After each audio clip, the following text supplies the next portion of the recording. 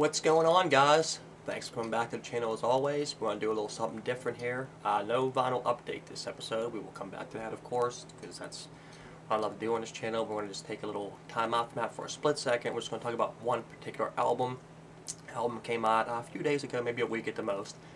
It's a band that I listened to now for quite a while. I really dig these guys, dig their work, and haven't seen this talked about much at all, so I figured what the hell. Let's jump on here and let's talk about the album. This really ain't going to be a full review or anything like that. I'm not going to go like track by track or nothing like that. This is just more to talk about the album, maybe the differences on this particular album, their newest compared to their older work, the pros and the cons, maybe, if you will. And I'm talking about the latest from Baptism. This is their 5th studio album, The Devil's Fire. Before this came out, Baptism was on a little 4-year hiatus there in the works with this album. For you guys who don't know Baptism is a black metal band from Finland. They were formed in 1998 by guitarist/vocalist / if you will, mastermind behind the whole band, Lord Sarcophagian, and also drummer Demonium. And throughout their career, with 5 LPs now and a couple EPs sprinkled in there as well, like a lot of black metal bands, they went through a lot of different changes, if you will, as far as members coming in and out of the band. But of course, like I said, the main man behind it all, Lord Sarcophagian, has been there the whole time doing his thing, which made it so successful, if you will, in my opinion. He's just a great guitar player, great vocals, knows how to craft some really well songs. So let's get into, if you will, maybe the cons with this album that people might find.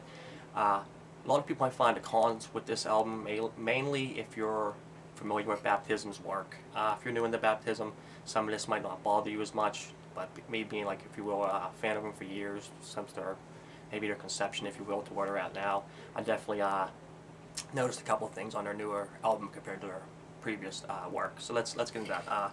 Number one, a con people might find with this album, if you will, is they kind of switched gears with their, if you will, their trademark sound.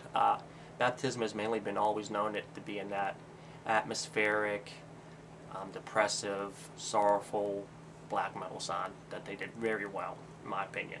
On this particular album, it kind of stepped away from that a lot. It went actually more towards, if you will, being more brutal, I guess is the best way to say it. A little more aggressive black metal, while still maintaining some atmospheric black metal in there. They were good at with a little, if you will, depressiveness in there as well. But it's definitely a lot more heavier this time around. The next con I might see people having with this particular album may also be the production. A lot of older Baptism albums had that, if you will, dirtier, grittier, raw black metal sound that was in there.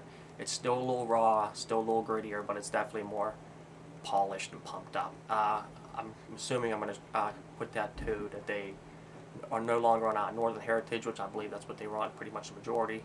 And they switched to Seasons of Mist here, the newest label they're on. So whenever I heard it was, the newest album was going to be on Seasons of Mist, I expected something like that was going to happen. I mean, that's just usually how it goes. So that could be, like I said, another con I think people can find in this. The production is definitely more poppier, more cleaner. So let's get into some pros with this album. Like I said, those are probably the 2 biggest cons I can probably see maybe people having with this that are, again, fans of Baptism's earlier work that might instantly notice the 2 I pointed out. But let's get into some good stuff with this album. Definitely some pros. I just mentioned the production being in the con, but in my opinion it's also in the pro section. It definitely adds to the quality of this album. The drumming sounds awesome in this. The blast beats, the fills, everything just sounds nice, poppy, crispy, sounds really well polished, put together. Vocals sound awesome on this album. They're perfectly laid in the mix. They're not overtaking the instrumentation, not falling too far back behind the instrumentation where you're like struggling to hear what's going on. They just put nice where it needs to be, right in the middle of the mix, and it sounds very well. The other thing, and I think most importantly, that stands out on this album to me, to previous, if you will, Baptism albums, is the guitar work. The guitar work on this album, in my opinion, is phenomenal, I guess, the best way to say it for me. It's exceptional. I really like the guitar work in this album. Showed it back in a LP real fast here. Here goes, as you can see, there's 5 band members on this particular project here.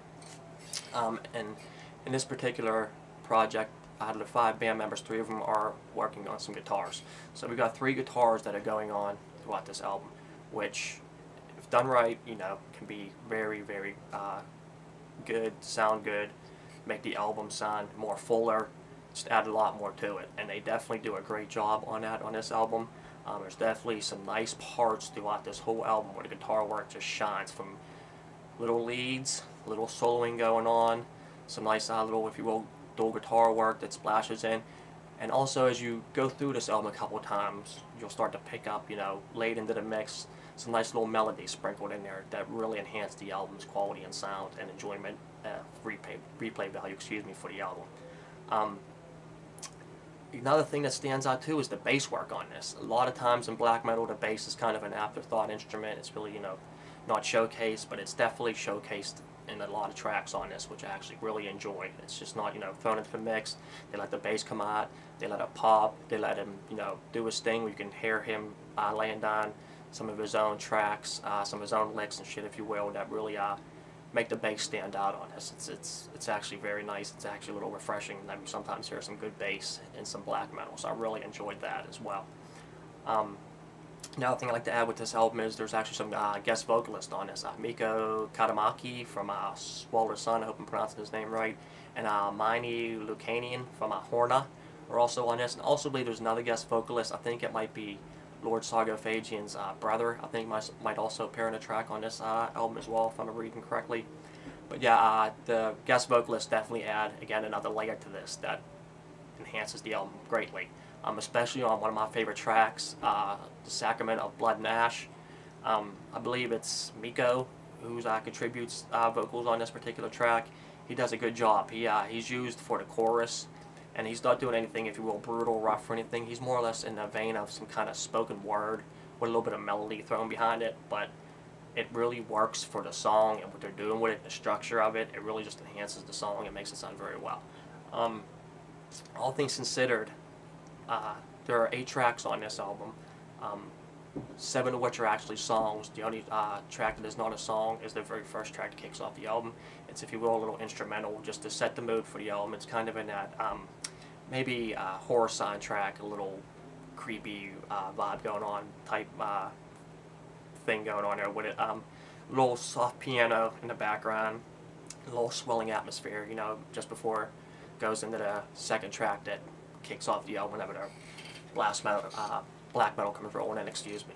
But yeah, I mean, all things considered, the 2 little cons I have with this album does not outweigh the pros to this album. Again, this is a well put together album. You can tell Baptism took their time with this, being on a little 4-year hiatus, if you will. The production, like I said, being on, if you're a fan of the more grittier, dirtier sound, you might not enjoy this as much, because I said it's a little more polished. Actually, a little more. It's a great more polished than our other albums, but in my opinion, it definitely is a good thing because it enhances a lot of the instrumentation. Just really makes it sound good.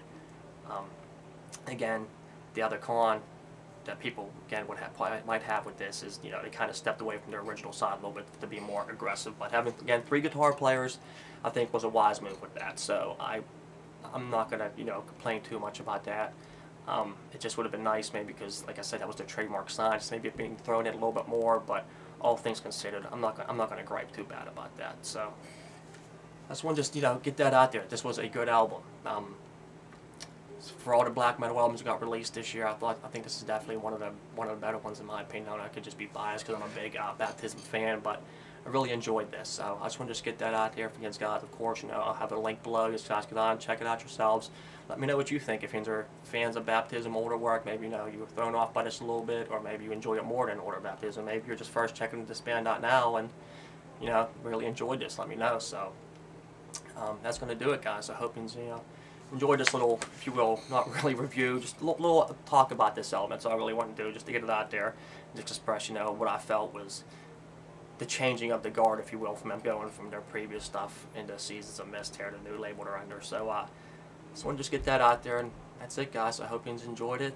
And of course, as always, life's a garden. Dig it and rock on.